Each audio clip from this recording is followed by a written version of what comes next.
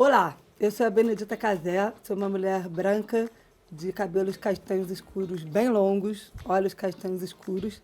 Estou vestindo um óculos de grau, estou vestindo um conjunto de linho laranja e um terninho com um decote maravilhoso e um sapato baixo de couro bege.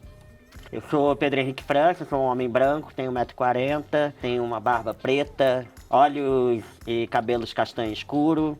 Estou vestindo uma blusa branca de manga curta com alguns furos, uma calça verde de cotelê e um sapato preto. Estamos começando mais um PCD Pod, para o pesar de muitos e o prazer de vários. Isso porque hoje o nosso PCD Pod vai falar sobre um assunto que ainda é considerado tabu pela maioria. Ainda mais quando os sujeitos desse assunto somos nós, pessoas com deficiência. E aí, Pedro, tá pronto para hoje? Prontíssimo e animadíssimo, porque hoje a gente vai falar de algo que muita gente gosta e que às vezes faz falta, né? Afeto e sexualidade. Um assunto que pouco reverbera fora da nossa comunidade. Porque, que nem diz uma das nossas convidadas, a gente não quer falar e pautar só sobre rampa e corrimão. Exatamente, Pedro. Nossa primeira convidada vem da cidade de Passos, Minas Gerais. É comunicadora, colunista da Mídia Ninja, ativista e, segundo suas próprias palavras, teóloga metida filósofa. E o mais importante para hoje, como diz a bio, abre aspas, meu carro-chefe é sexualidade, fecha aspas. Seja muito bem-vinda, Leandrinha Duarte. Ai, gente, que honra! Que honra, Que honra nossa. maravilhosa, maravilhosa. É um prazerzaço estar aí. Meu nome é Leandrinha Duarte, eu sou uma mulher branca, de cabelos longos e loiros. Estou vestindo uma saia amarela, um detalhezinho preto e um body que manda um trader em renda. Meus olhos são assaio claro e é uma honra, é um prazerzaço estar aí do lado de pessoas tão incríveis. Eu admiro tanto. Muito obrigada. Aqui é tudo Prazer é nosso. todo nosso. E para compor e abrilhantar ainda mais essa mesa de hoje aqui, essa conversa, temos ele, que é ator, diretor e roteirista. Com seus filmes O Que Pode um Corpo e Possa Poder, ele já ganhou mais de 50 prêmios nesse Brasil, incluindo o de melhor ator no Festival de Cinema de Gramado. Respeita. Vitor também é ativista do direito das pessoas com deficiência e publicou o livro Capacitismo, o mito da capacidade, que eu, inclusive, devorei em 2 dias.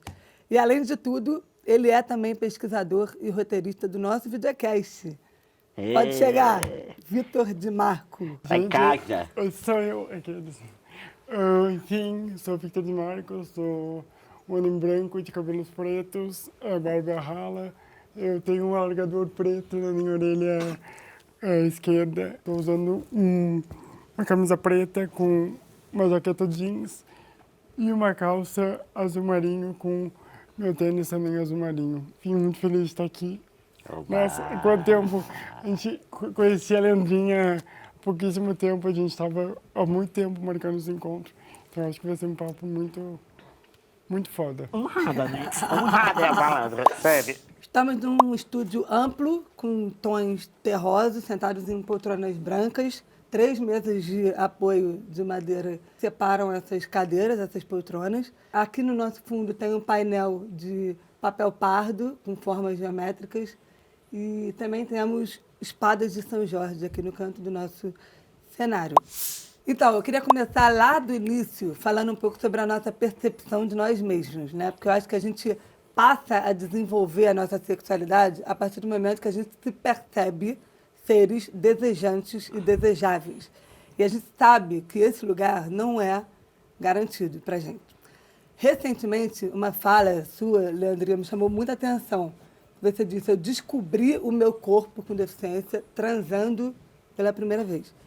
Como se deu essa sua autopercepção e a sua sexualidade? Eu acho que eu tenho sempre colocado nas minhas falas isso, né? O quanto foi revolucionário pra caralho na minha história e na minha trajetória descobrir a minha sexualidade. E é bem isso, eu descubro a minha sexualidade para depois descobrir a minha deficiência. Quando o menino mais lindo da minha escola resolve ficar comigo, isso muda totalmente a minha perspectiva, porque eu era um corpo, ele vivia me escondendo.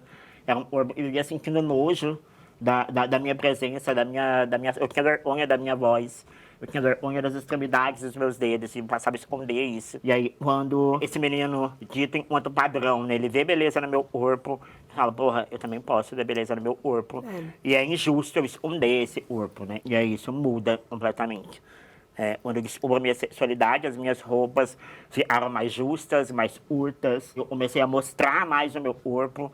E para além de começar a mostrar mais o meu corpo, eu estava vendo que tinha pouquíssimas pessoas falando sobre isso. E eu falei, porra, eu vou compartilhar isso. Eu vou escrever sobre isso. E aí eu começo a minha carreira na internet assim, quando eu resolvo compartilhar as minhas vivências e as minhas experiências sexuais na internet. É quando eu consigo alcançar todo esse público que não é PCD. Tá? Hoje eu não escrevo para PCD. É muito louco isso. A maior parte do meu público hoje não são nem LGBT, são mães de família, pessoas sem deficiência. Eu acho que de um tempo para cá vem aparecendo mais pessoas com deficiência consumindo meus conteúdos. Mas na maior parte são pessoas sem deficiência, heteronormativas, assim.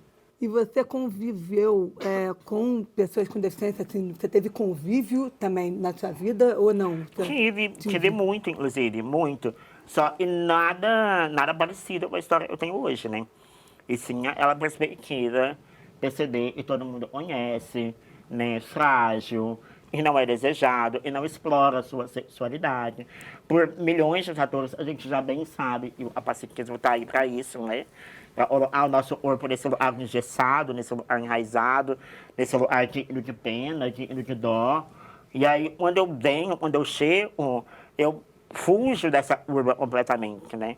Porque quando eu descubro a minha sexualidade, logo em seguida eu já descubro a minha transexualidade. E aí eu rompo também com toda essa perspectiva, né? Porque é isso, para as agendas que me cercam, tem a agenda de pessoas com deficiência, aonde eu sou a coitadinha, e todo mundo é super proteger, e eu também sou uma travesti. E a sociedade determina para mim a história da sociedade, o corpo em etepeto, e ao mesmo tempo hipersexualizado, né?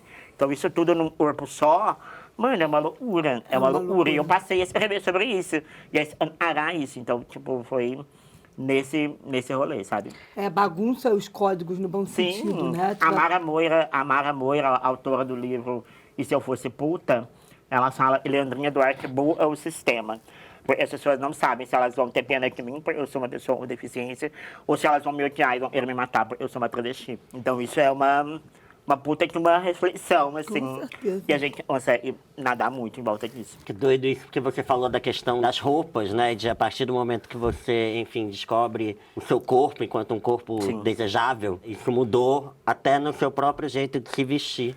Isso é tão curioso porque eu, enfim, enquanto homem gay com deficiência, durante muito tempo ali, daquela questão da adolescência, que eu não tinha muito interesse nas meninas, que nem ninguém tinha interesse em mim, né? Porque é aquele momento onde o padrão grita, né? Quando eu ia em festa, né? Eu andava muito com pessoas heteronormativas, passei por várias situações de tentar chegar em meninas só para obedecer um padrão e ouvir coisas horrorosas, ou apontamentos, ou risadas na minha cara. Quando eu entendo que isso não é para mim, eu quase me torno uma pessoa assexuada, no sentido de, não, eu não fico... Porque as pessoas perguntam, né? Mas você nunca tá com ninguém, você nunca fica com ninguém. Eu, não tenho interesse, o que era uma mentira, né?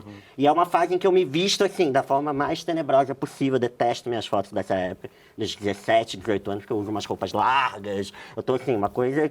Eu quero negar o meu corpo enquanto ser desejável, desejante. E aí, outro dia, eu tava até participando de uma mesa, ano passado, uma amiga me chamou para participar de uma mesa no Dia dos Namorados. E aí era sobre essa coisa da autoestima. E aí tinha, sei lá, uma psicanalista, uma influencer, enfim, todas padrão, heteronormativas. E aí todas elas dando textos de, você tem que amar a si mesmo, pra amar o outro, enfim, aquele discurso eu tô meio... nervosa com esse discurso. Porque eu falei, olha, gente, me desculpa, eu não tenho como não politizar essa questão no momento em que eu não tenho como ter autoestima ou me amar se eu não me vejo enquanto um lugar, um campo de afeto, um campo de desejo. E aí, de fato, quando eu descubro, vou transar pela primeira vez, né, com a pessoa que eu quero, né, com um homem, aí sim eu falo, opa, Existe um lugar aqui, Me existe um encontrei. corpo, existe uma coisa, existe uma parada que eu gosto. Aí sim, começo a me vestir, me cuidar, entender o meu corpo, me valorizar, me gostar mesmo nesse sentido. Então, esse lugar desse discurso, né? Ai, ame-se a si mesmo e tal. Você falando agora a questão da roupa. Eu, a questão... eu acho que esse discurso funciona pra quem não tem um corpo dissidente, né? Sem Porque dúvida. é tudo muito fácil, né? As atividades são mais fáceis.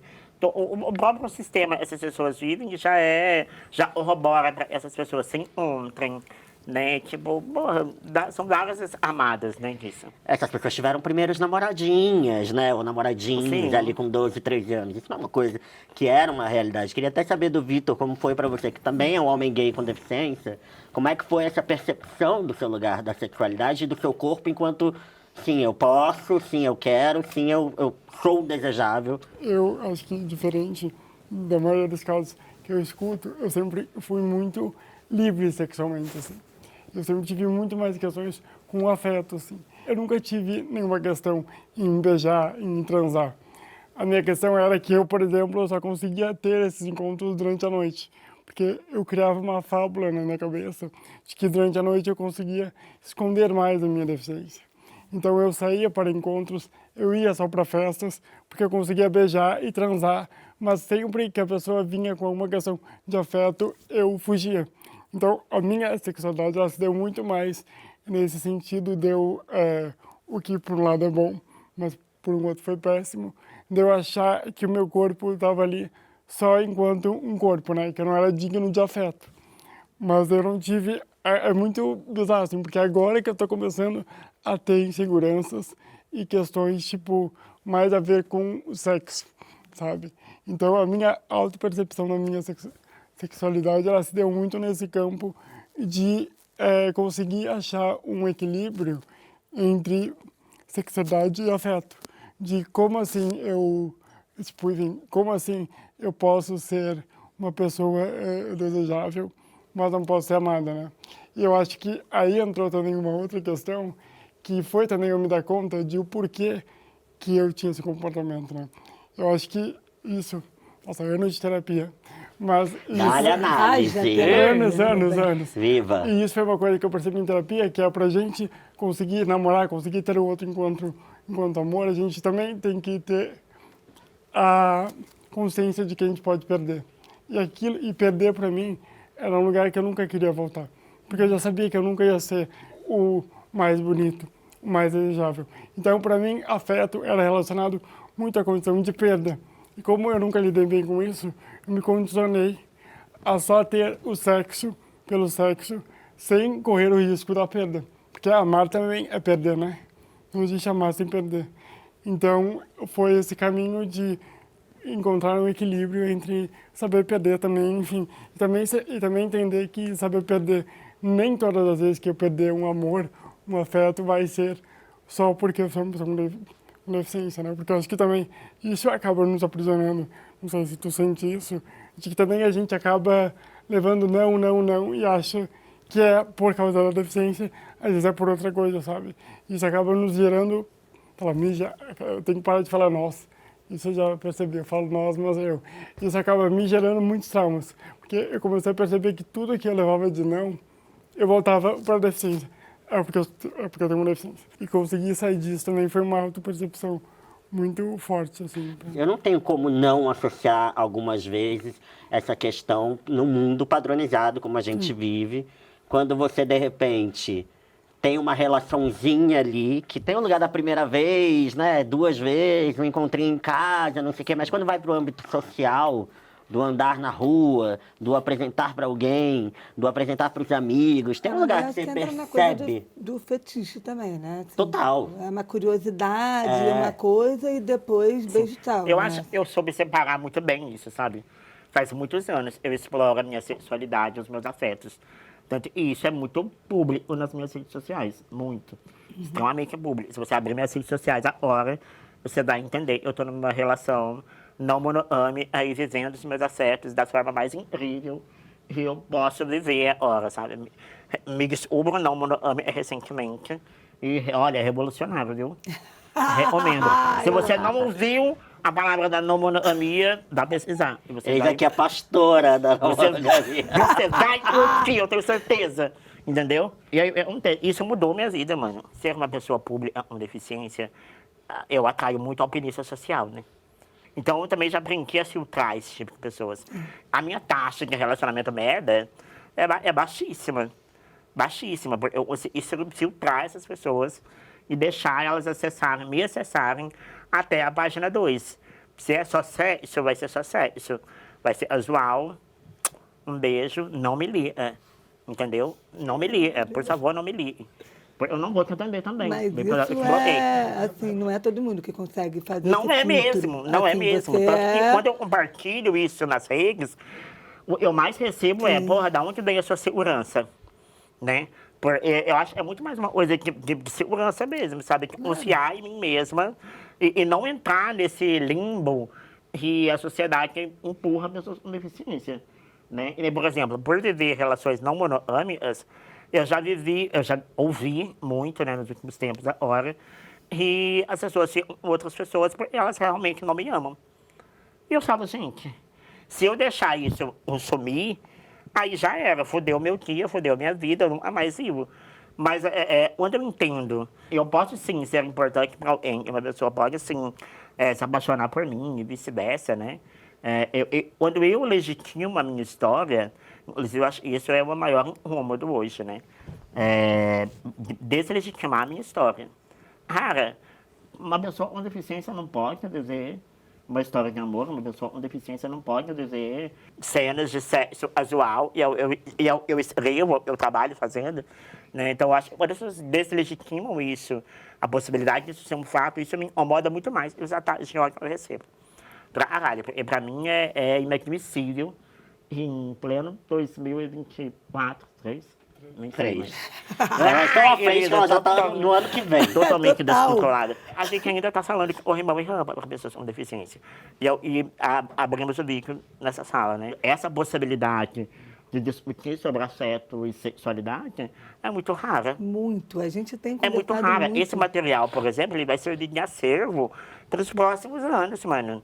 As pessoas vão pegar isso aí para estudar, sacou? Total. E é sobre. Quando você fala de sexualidade, o Leandrinho, é assim, aí é que ninguém fala mesmo, é um tabu real, porque a gente mesmo vê como a discussão do capacitismo, que é um negócio que já não era nem para ficar aqui, o capacitismo é isso, o creepface é isso, toda hora a gente esbarra numa coisa que para a gente já é um negócio que já está super batido, né? E que as pessoas não falam, não sabem o que é. Então, eu acho que isso é muito tabu e acho que vem de um processo, ouvindo até o Vitor falar a questão do afeto e tal, da construção da autoestima de uma pessoa com deficiência. Assim, eu tive uma dificuldade de construir a minha autoestima por um outro caminho, que era uma coisa... Eu não sabia que eu podia ser bonita, assim. Porque no meu colégio, por exemplo, tinha aqueles rankings clássicos de nota, né? Que dava de o mais bonita, mais coisa. As chamadas listas. Exatamente. Na escola, eu tenho muita lembrança desses rankings, dessas listas que passavam e tal, e eu sempre queria... Eu ficava dando um jeito de parecer que eu era popular, sabe? Mas eu era eleita a mais feia do colégio, assim, consecutivamente. Tinha lá a lista da simpatia também, né? Quem é a garota mais legal? Eu estava bem. Mas quando ia para a questão da beleza, então assim, eu, para conseguir tudo, quando o garoto chegava, eu ficava já tensa, porque no meu caso, da surdez, tinha uma outra coisa que era o escuro, né? Você falou da noite, porque eu faço leitura labial quase 100%, 95% leitura labial. Tem essa coisa do cochicho, né? De você já chegar direto no ouvido, né? Você já vai ali para falar. E eu já me tremendo aqui. Eu falei, cara, não estou entendendo nada que essa pessoa está falando. E aí eu fingi aquele famoso riso, né? Que fica, claro, claro. Nada, não entendia nada que você falando. E aí falava, mas e aí, mas e aí, mas e aí? Ou era uma coisa que a gente, eu já se pegava, não tinha comunicação zero. Adoro também. Curte, né? Pois é. Eu não era. Essa é mais fácil para mim. Não, amiga, eu era do... Não, assim, não é que a gente também gosta, mas assim, Era uma coisa que às vezes eu queria, né? Ou então saber mais ou menos o que aquela pessoa falou e eu tava ali assim, Sei como é. boiando, sabe? Mas tudo isso para falar que para mim foi difícil nesse lugar, assim, que depois foi, mas demorou, haja terapia, haja tempo. E a Rômulo também, né? A Rômulo, a gente vai aprendendo tanto, né? Ao longo desse processo. Gente, eu era uma pessoa totalmente diferente do que eu sou hoje em relação às minhas escolhas afetivas, sexuais. Hoje eu acho que eu sou mais pragmática, sabe? Eu detesto ficar rodeando. Eu sou uma pessoa muito direta. Se eu quisesse ir no rolê, eu chego na pessoa e falo, então, bora. Ah, isso é tão maravilhoso. Não tenho tempo, Amo. entendeu? Ixi, Aulas, também. aulas. não tenho tempo, não tenho Essa tempo. coisa de festa é curioso, né? Porque esse lugar da balada, ele é um lugar difícil pra mim, porque tem uma questão que começa de altura. Total. Então tem a questão do barulho e da distância. Então eu não consigo ter muito esse momento de ficar papapá, papapá, papapá, papapá, papapá. É tipo assim, oi, uma conversa e prá. Como é essa questão de festa, assim? Porque era um lugar pra mim, assim, difícil de operar, assim. Como é que era pra vocês? Eu sempre fui uma gay que sempre, tipo, amei festa, assim. Não sei.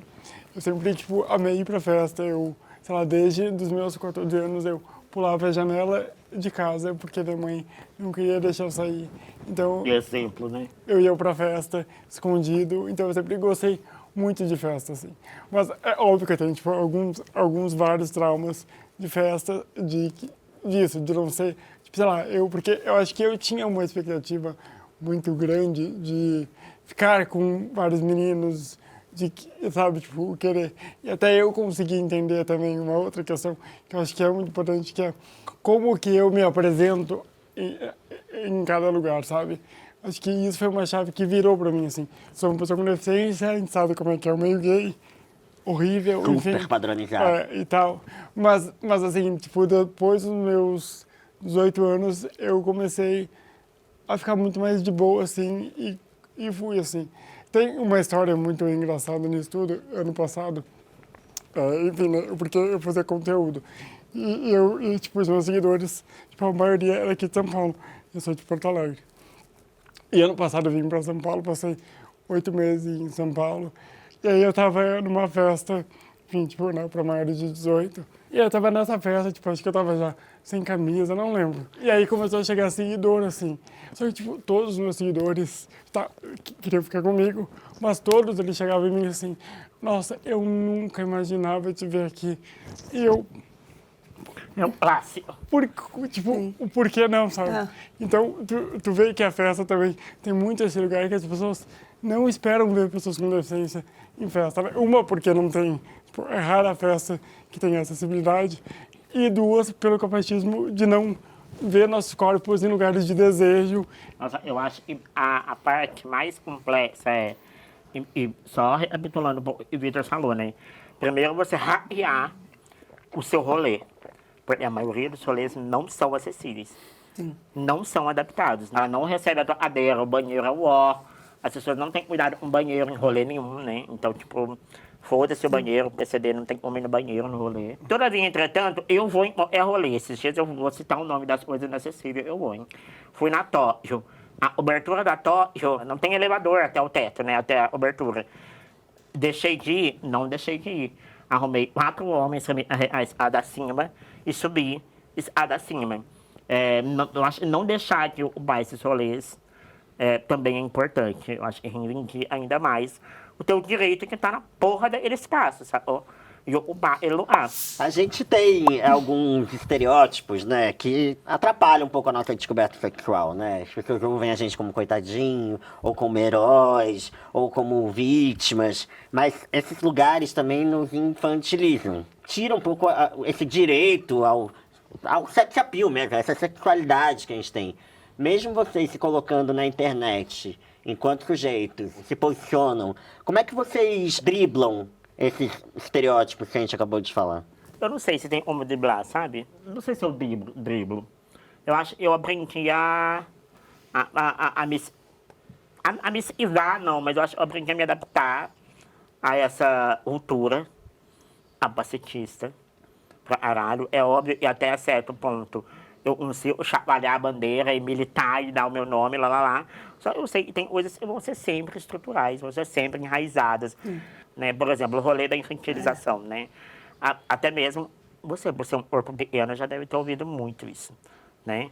E aí, se a gente vai olhar para muito a fundo, a gente vai parar lá em pedofilia, lá sabe, nessas coisas mais cabulosas, as pessoas não estão mais preparadas para ouvir. Tem um nível de fetiche e tem um nível de patologia, né? E aí, hoje eu olho para ele fetiche e tal, e para mim, eu tenho um limite do fetiche, né? Se essa pessoa quiser ficar comigo, eu sou um corpo pequeno, maravilhoso, perfeito, mas eu tenho esses acordos aí. Eu não faço isso. Eu não vou me sujeitar a isso. E se você me é na posição que eu escolher. Entendeu? Então você vai ter caminho e eu erro. Entende? Então eu acho que hoje eu consigo definir muito bem o eu erro. Entende? Para além do fetiche dessa pessoa no meu corpo, sabe? Você acha que isso vem muito de um lugar da indústria pornô? O Rafa Brunelli fala muito sobre isso, sobre como a indústria pornô afeta também um pouco a relação que as outras pessoas têm sobre os nossos corpos, ou seja... Polêmicas. Polêmica. Vamos polemizar? Vamos começar. Eu gostaria que mais pessoas com deficiência no pornô. É inevitável entender que a indústria pornô hoje, ela dita o comportamento da sociedade. E ela valida os comportamentos. O machismo é um deles. Sim. Entendeu? Só na ponta do iceberg aí. Eu acho que se a gente tem uma disputa narrativa na indústria pornô, por exemplo, eu escrevo pornografia. Eu escrevo as minhas vivências e as minhas experiências sexuais na internet. E é pornografia, não é? Você vai ver lá, você vai ver piroca entrando, piroca saindo, e o caralho, e é pornografia. Eu acho que essa disputa nesse espaço é massa. Quando eu lanço um ponto e eu recebo uma carta quilométrica de um seguidor e a hora ele consegue transar com a luz acesa, amor, eu já tentei muita coisa. Eu já mudei muito o comportamento aí. Entende? Então eu sinto falta. Eu não quero disputar essa coisa segregada, sabe? Vou criar um outro modelo de pornografia para pessoas com deficiência. Não dá para segregar tanto mais, né? Então gente, pelo amor de Deus, que fique muito claro, tá? Que fique muito claro. E essa é uma opinião minha. Não é um censo no movimento de pessoas com deficiência. Não tenho o mínimo interesse de fazer da minha sala uma verdade absoluta. Logo, é só a minha opinião mesmo. Eu me lembrei de uma história minha, e aí vou falar sobre quanto o pornô, ele acaba editando, né, como que as pessoas transam e validam comportamentos de como que se deve também ser uma transa, né. Eu me lembrei de uma história muito idiota, mas que me marcou muito, assim, que fala muito sobre como as pessoas aprendem o que é sexo, né. Foi uma vez, quando eu era, tipo, pequeno ainda, assim, tipo, eu tava virando adolescente, assim, e daí eu lembro que surgiu o assunto sobre, tipo, masturbação. Em casa, masturbação. Eu tenho 6 irmãos, né? Então, tipo, uma família muito grande. E daí surgiu a polêmica que o Victor não ia se masturbar. O Victor não vai conseguir e tal. Porque, enfim, em razão da minha deficiência, eu tenho movimentos voluntários. E aí isso, é óbvio que na hora eu não entendi. Mas depois eu fui entendendo, né? Que a galera, é isso, a galera entende que masturbação se faz com pênis, se faz com mãos, e com uma mão que não treme. Então, é uma padronização sexual do que é gozar e do que é prazer. Então, esse é lugar também de que, bom, o Victor não vai se masturbar, consequentemente. Então, o que essa fala queria dizer também? Que o Victor não vai ter uma sexualidade. Então, o quanto também essa padronização, que sim, veio muito, né, dessa indústria pornô, enfim, e de outros lugares também, quanto ela replica também na gente esse atraso. Mas, em contraponto, também foi no pornô que eu, infelizmente ou infelizmente, consegui me ver em outras possibilidades. Né? Quando eu começo a pesquisar corpos com deficiência fazendo sexo, né? E começo a entender que existem outros movimentos de transar, outros jeitos de transar, outras posições de fazer sexo, né? Enfim, porque também tem essa questão de que a galera fica nessa... Da performance, né? De que tem que ser muito rápido, que tem que não sei o quê, que tem que ser nessa posição. E aí tu vai entendendo que existe um outro mundo e outras possibilidades de si, tanto de si dar prazer, né, quanto de dar prazer para outros. E adaptar, né? Adaptar. Existe um livro muito conhecido, e se chama Kama Sutra. E, mano, a maioria das posições deles são inatingíveis de alta performance para um corpo sem deficiência, claro, né? Sim. E, mano, várias posições do Kama Sutra você ia adaptar. Várias, isso é muito uma possibilidade. E é massa quando a gente começa a conversar sobre isso, por mais que seja corriqueiro pra gente, né? E já tem isso esclarecido, mano, muita gente não ouviu isso. E dentro disso que a gente está falando, tem uma questão muito importante que é a interseccionalidade. Para quem não sabe, a interseccionalidade é um conceito criado pela Kimberly Crenshaw, que é uma cientista na área de raça e gênero, e fala sobre justamente essa sobreposição de identidades sociais em sistemas de opressão. Ou seja, quando todas essas camadas se acumulam nessas opressões e os preconceitos não vêm mais apenas de um lado, né? Eles se complexificam. Eu queria entender com vocês como que isso se deu, essa questão da transexualidade, de ter um corpo com deficiência ou ter um corpo com deficiência na transexualidade. Ter um corpo com deficiência, sem sombras de dúvidas, é muito mais pesado do que ser um corpo trans. Talvez semana passada eu não falaria isso, mas hoje essa é a minha resposta, sabe? Tipo, nesse exato momento, enquanto a gente está gravando esse podcast, eu estou recebendo uma chuva de milhares e milhares e milhares de ataques haters. Minhas redes sociais estão todas atacadas. Todas, em todos os lugares. Única e exclusivamente por conta da minha deficiência. Não é por conta da minha transexualidade, não é por conta de nada. Não é nem por conta do que eu falo, por exemplo. É uma coisa as pessoas te atacarem pela ideia que você vende, né? Pela ideia que você imprime, pelo ideal que você projeta para o mundo, não. As pessoas estão me atacando única e exclusivamente por ser uma pessoa com deficiência. Então, eu acho que quando eu descubro a minha deficiência, quando eu descubro o meu corpo com deficiência, eu descubro ele enquanto uma potência, né? Me entender enquanto uma mulher foi muito mais leve. Muito mais leve.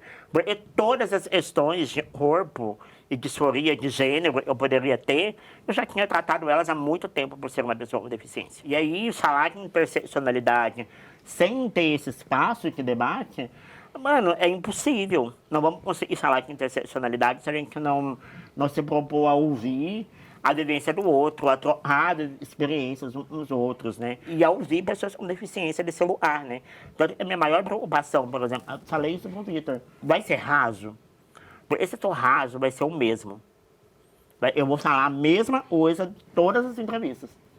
De todas, porque ninguém provoca pessoas com deficiência a falaram. E a gente, mano, cada pedacinho da gente aí, você é um universo inteiro. Você é um universo inteiro, você é um universo inteiro. A gente tem muita coisa para contar. E não cabe num podcast de 1 hora, 2 horas. Não cabe. Então, de forma a gente otimiza as nossas inteligências, os nossos saberes, as nossas tecnologias, as nossas ferramentas de comunicação para avançar o debate. Para a gente sair da porra da corrimão e rampa. Para a gente parar de falar de acessibilidade e mobilidade. E a gente começar a discutir corpo, desejo, sexo. Não tem... Mano, na moral, enquanto existir um corpo com deficiência, a gente vai precisar falar de corrimão e rampa. Vamos, mano, vamos. Infelizmente, vamos. A gente ainda vive numa estrutura muito pensada para corpo sem deficiência. Mas e o resto? Uma coisa que eu queria falar, eu acho que eu nunca te falei, que a primeira vez que eu li, né, no caso, a palavra disforia, foi num post teu. E tu falando sobre disforia em corpos com deficiência. Porque eu sempre tinha escutado a disforia em corpos de pessoas trans. E eu lendo aquilo foi uma virada de chave tão grande para eu entender o que eu sentia com o meu corpo. E isso que a gente estava falando sobre a questão da interseccionalidade também. É uma questão muito... muito crua, porque isso que tu falou, acho que no caso de ser gay não tem nem comparação, né? Ser uma pessoa com deficiência é muito mais pesado, assim, porque existe uma coisa que eu sempre falo, né? Que eu só fui entender que eu tinha um corpo que era meu há 1 ano e meio atrás. Eu olhava pro meu corpo e eu não sentia que esse era meu corpo. Tipo, eu nunca tinha me referido ao meu corpo como meu corpo. Eu falava do meu corpo em terceira pessoa. Eu falava de tudo que eu odiava em mim como se fosse algo externo a mim.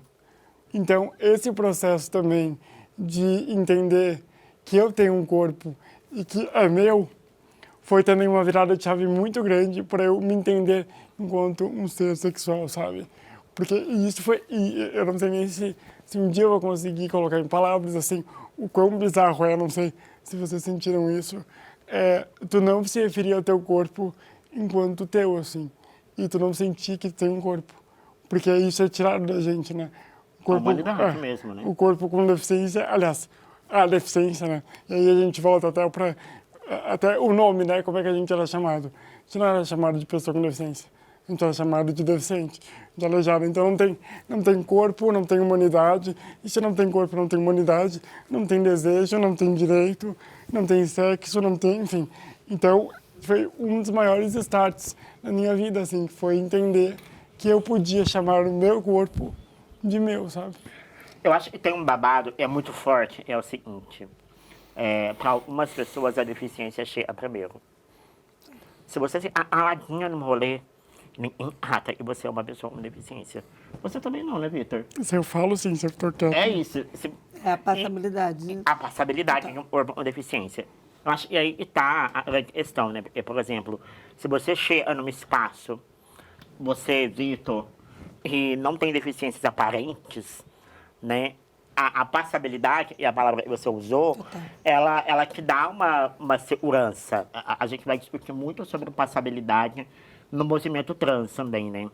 As pessoas, por exemplo, na internet e no dia a dia, a não ser se vocês me conhecem, elas não tratam eu sou uma travesti. Porque elas não imaginam, nem por um segundo, que uma pessoa com deficiência vai ter coragem, né? Eles usam tão a palavra coragem, né? Coragem é ótimo. Sou uma mulher muito corajosa. Tanto em vários momentos eu preciso me reivindicar enquanto um corpo travesti, um corpo trans. Porque isso fica tão escondido na camada da deficiência.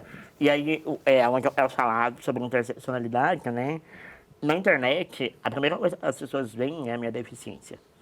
Né? Elas não veem a minha história, elas não veem nada.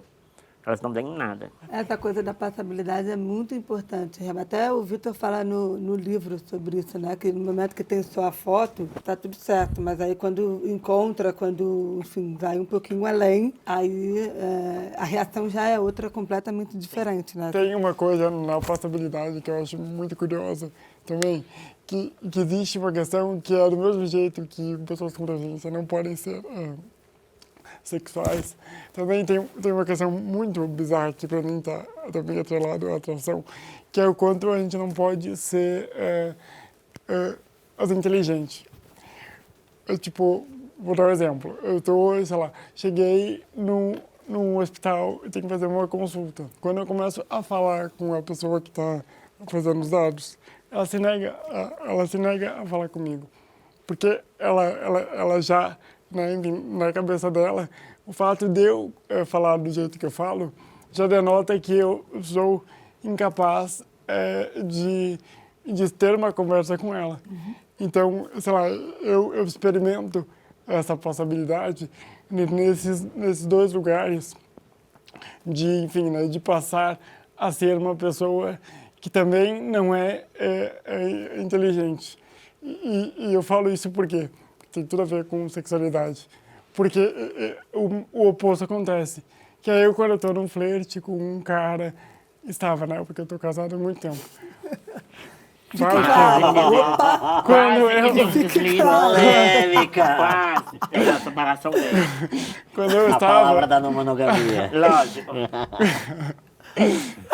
Quando eu estava no flerte com um cara e tal, e aí eu falava, e aí daqui a pouco o cara falava assim, nossa, tu é muito inteligente, nunca esperava, tipo, sabe, que é esse lugar justamente que a pessoa, ela vê que tem uma deficiência, porque ela não via, sei lá, por Tinder, por exemplo, né? Eu nunca fui a pessoa de avisar que eu tinha uma deficiência, porque eu não sei, eu acho péssimo. Então eu chegava no encontro, a pessoa descobria na hora. E aí tu via, assim, que tinha o primeiro lance, descobrir, mas aí depois quando eu começava a falar que eu fazia isso, que eu era ator, que não sei o quê, tinha, nossa, nunca imaginei que tu fosse inteligente. Eu, cara, tipo assim, por quê, sabe? Porque rola muito isso, essa possibilidade, enquanto um corpo que pode para um corpo que não pode, né? Vocês falaram do Tinder. Eu queria perguntar como é que é... Não, Você não pode falar muita coisa. essa questão de aplicativo, assim, tipo, você, enfim, casado, você que tá Ele não com... pode falar nada Eu sobre posso isso. falar, gente. Não, Se mas de falar, o casamento dele é aplicativo, errado. Como é o nome do aplicativo? Tinder, Não. Grindr, Qual? Hornet. Grinder. Ele sabe tudo. A lista. Que é só para pessoas com deficiência. Ah, Tem, não. tem. Ah, tem. Tem. É Péssimo. devotismo. Mas tem. O Pode que... deixar, isso é péssimo também. Eu queria ouvir um pouco a opinião de vocês em relação a aplicativos de relacionamento e a essa coisa do Tinder e o Devotees, assim, se vocês... Tem O o que vocês Devotees, acham? tem o Devotees, existe, o Devotees é péssimo, é muito ruim. É ruim? É o único aplicativo que eu conheço e é específico para pessoas com deficiência. Eu não curti usar, a usabilidade dele é péssima. Estou falando enquanto programadora mesmo. Todavia, entretanto, eu adoraria que tivesse um filtro PCD dentro dos aplicativos. Acho que otimizaria muito. Na minha bio, na minha descrição do meu perfil, eu já coloco, eu sou PCD logo de cara. Às vezes as pessoas me procuram só por isso. E às vezes não, às vezes, tipo... Mas eu consigo upar os aplicativos de modo geral. Assim. Mas você acha bom que tenha um aplicativo voltado para pessoas com deficiência? Eu iria Nesse testar. sentido do Eu iria Devotees, testar. ainda que não funcione bem, né? Porque falou que é ruim. Eu iria Mas testar a que ideia... funcionasse. Eu iria testar e funcionasse. Eu testaria, acho massa. Ao mesmo tempo, eu estou defendendo a tese que a gente precisaria ter um filtro PCD dentro desses aplicativos maiores, mas também não sei o quanto seria funcional, porque, mano, para que a gente tenha uma usabilidade real de um aplicativo de relacionamento, a gente precisa mudar toda a lógica de um sistema que é a pacifista. É isso. E aí, isso é hoje, pode ser amanhã eu venha e mudar de ideia, mas eu acho isso hoje impossível. Eu não vejo a gente vai sair desse buraco. Não vejo. Não tenho... Sabe a luz no fim do túnel? Caraca. Não vejo. Não, Ai, eu não Leandrinha, vejo mas a gente luz. tem que... Eu não vejo luz. Não vejo luz mesmo, gente. Se vocês abrirem as minhas redes sociais, é nojento. É nojento. É o submundo, assim. É o submundo. Toda a escrotidão que você pensar voltada a corpos com deficiência está nos comentários das minhas redes sociais. É só você abrir e ver. Pra você ter uma ideia, eu via muito mais possibilidade do movimento trans estar em outro lugar, tipo, num lugar muito mais inferior, e o movimento PCD muito mais avançado nessas discussões. E aí, mano, quando a gente olha pra cena hoje, o movimento trans hoje, ele tá muito mais articulado e o movimento de pessoas com deficiência. Então, acho que tem essa lá, mano, eu tô O que monopolizando. você acha, Vitor? Assim? Eu, infelizmente, eu super concordo contigo, assim, e eu sinto isso muito no meu meio, na minha área de trabalho, assim, sabe, tipo, no cinema, sabe? Tipo, indo pra festivais de cinema, principalmente. De 6 anos pra cá, a gente teve um boom, assim, de, abre aspas, diversidade, né? No cinema, nos festivais, tipo, a galera conseguindo, enfim, pautar mulheres, LGBTs, pessoas pretas. É incrível como o debate de pessoas com deficiência não chega. E se chega, nunca é levado a sério. Eu já cansei, tipo, de pautar isso em debate, de botar a mão na cara de curador, de botar a mão na cara de júri. E a galera não leva a sério. E aí entra num outro processo, que não leva a sério, porque não há também uma punição. Né? Porque, por exemplo, se hoje enfim, eu tô falando aqui de festival, porque é a minha área de trabalho, né? Se hoje um festival é acusado, sei lá, de machismo, tipo, isso há uma repercussão. Tipo, a gente teve um exemplo muito grave ano passado, que foi com o Festival de Brasília, que deu uma puta repercussão sobre falta de acessibilidade, que não deu em nada. Tipo, eu digo mais, no festival, ano passado também, no Festival de Gramado, que eu ganhei o prêmio de melhor ator, tinha, tipo, pessoas surdas que queriam ver o meu filme, que eu convidei para ver o meu filme. Eu mandei o meu filme completamente acessível para o festival não passou. Não passou? Não passou. E aí, quando tu questiona, eles se isentam e não há uma punição. E por isso, porque nós ainda não somos considerados um grupo. Aliás, vou falar bem real, a gente sequer é considerado pessoa, né? Sujeito. Sujeito enquanto que pode, que quer. A gente não é, a gente não é considerado sujeito. A gente é o que sobrou. Tem um puxadinho da inclusão. Tá, daí a gente vai fazer algo só para dizer que tem. Então, existe um processo muito, muito lento que eu, infelizmente, assim, eu acho que enquanto eu estiver vivo, não vou ver isso, mas eu acredito também em micromudanças, assim. Nanos. Nanos. Assim, muito nanos. pequenas, né? Tipo, sabe, eu acredito muito também em um conceito que eu venho, tipo, trabalhando no cinema, inclusive, que é o conceito de uma heterotopia, né? Que é quando a gente consegue, isso que está rolando aqui hoje é uma heterotopia, né? A gente não vai conseguir uma utopia de falar sobre deficiência com todo mundo, mas nós, enquanto um grupo, numa heterotopia, a gente consegue mudar pequenas realidades e principalmente, que eu acho que é o mais importante nesse ponto, ser um pouco egoísta, que é a gente construir relações, ter conversas e ter trocas de afetos que faça e que seja possível com que a nossa vida seja mais leve e mais prazerosa. Sabe, tipo, acho que isso é o que eu mais tenho tentado e que está melhorando, assim, na minha vida, pelo menos. Mas realmente, o macro é... Bom, eu queria retomar um assunto que a gente falou lá no começo, que são os devotees. Eu acho que a grande maioria nem sabe o que é, nem sabe que esse termo existe. Eu acho que melhor do que eu, Leandrinha pode falar sobre isso, é explicar, né, e emendar já numa fala sobre essa fetichização do corpo com deficiência, em que você diz, se você está vendo o outro corpo apenas como um objeto, você não se importa que isso também esteja acontecendo com você. E aí, Leandrinha? Tá, eu vou levantar e você corta, tá, Mona? Vamos lá, só vai ter que fazer esse negócio bem feito. Pra ser o lado desse podcast. É o seguinte, é muito polêmico isso. A questão é que não é um senso mesmo no movimento de pessoas com deficiência. Há duras críticas sobre o devoteísmo, há duras críticas sobre os próprios devotees e o caralho. São total legítimas. É importante que haja essa discordância também, porque eu acho que essa própria divergência vai fazer com que o debate também avance, né? Mas, entretanto, devotees são pessoas que têm fetiches específicos em corpos com deficiência, com malformações, e necessita de cuidados extremos, por exemplo, desde dar banho, se alimentar, trocar de roupa, pessoas que têm fetiche em cuidar, né? Isso é a ponta do iceberg, tá, gente? Estou tentando ilustrar e me apressar. A questão é, eu já me deparei com muitos devotees na minha vida. Eu nunca me relacionei com um devotê. Eu nunca namorei um devotê, mas eu já me relacionei com vários, tipo, eu já fiquei com muitos devotees. A questão é, eu consigo escolher, por conta da minha postura hoje em dia, o que eu quero desse fetiche, e consigo entender isso é um fetiche dessa pessoa, e consigo entender até onde vai o meu prazer dentro disso. Eu consigo administrar bem o fetiche daquela pessoa, por mais que seja doentio em outras leituras para outras pessoas. Se a pessoa está disposta a comigo no intuito de me usar, de usar o meu corpo, eu também estou disposta. Eu estou disposta em ser o objeto de prazer dessa pessoa. Mas essa pessoa ela tem que ser o meu objeto de prazer também.